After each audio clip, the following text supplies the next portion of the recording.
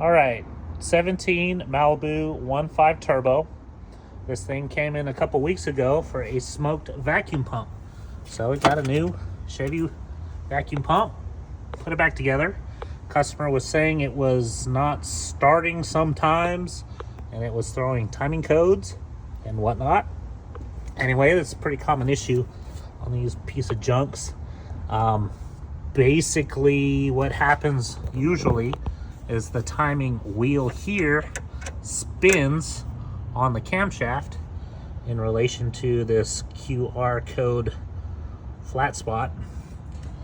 And anyway, right under here is a nice handful bit of vacuum pump drive.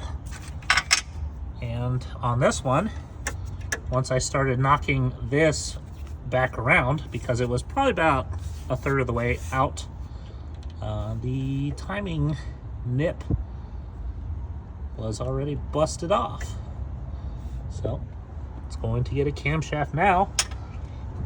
I'm pretty sure I can work it in by taking off the cam sprocket, shoving the pry bar, jam the chain, wiggle it off, new cam, wiggle it back on. Everything does seem to have alignment pins. It shouldn't be that big of a deal, but just a piece of junk. Chevy.